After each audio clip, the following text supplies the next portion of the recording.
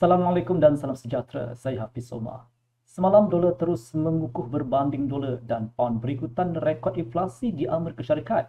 Kadar inflasi bagi Mac mencapai 1.2% bulan ke bulan dan 8.5% tahun ke tahun, menunjukkan tekanan inflasi yang kukuh di Amerika Syarikat.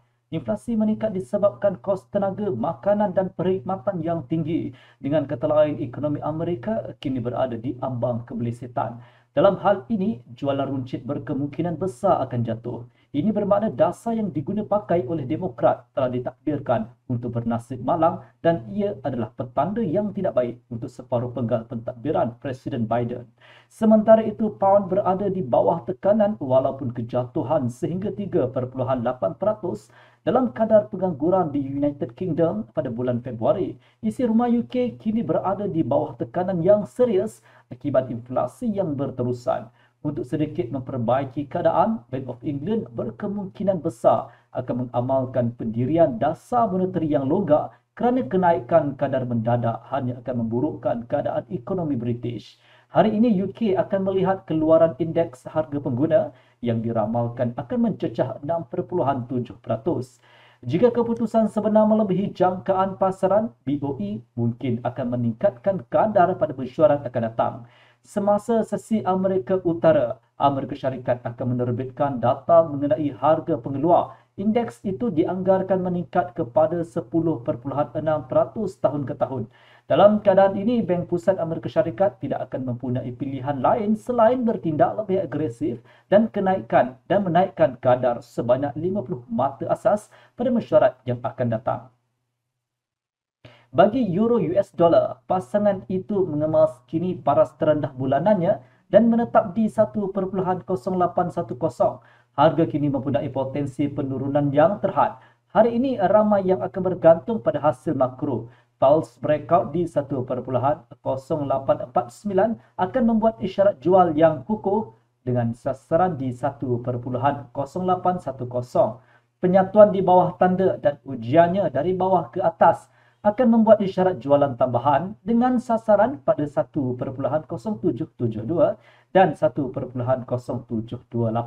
Anda boleh mencari entry point untuk membuat pembelian ketika rebound dari tahap ini. Membenarkan pembetulan intraday 25 sehingga ke 30 pips. Anda boleh membeli dari 1.0772 sekiranya berlaku penembusan palsu sahaja. Jika penurunan harga melindungi halangan 1.0810 dengan membentuk false breakout, ia akan mencipta isyarat beli. Jika tidak, harga akan kembali kepada 1.0850. Ujian tanda ini dari bawah ke atas akan menjana isyarat beli dan sebut harga akan menjejak semula 1.0886 dan 1.0931. Anda boleh mempertimbangkan untuk menjual daripada tahap ini dengan membenarkan sedikit pembetulan intraday 25 sehingga ke 30 pips. Bercakap tentang GBP US dollar, pasangan mata wang itu meninggalkan satu saluran lebar di antara 1.2988 dan 1.3052. Jika inflasi terus meningkat, pound tidak mungkin terus mengukuh.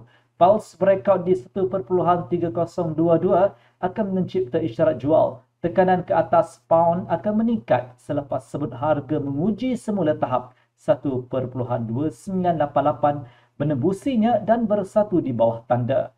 Dalam kes sedemikian, 1.2950 dan 1.2911 akan berfungsi sebagai sasaran. Pada waktu ini, sukar untuk diramalkan apabila pasaran menurun dan selera risiko meningkat.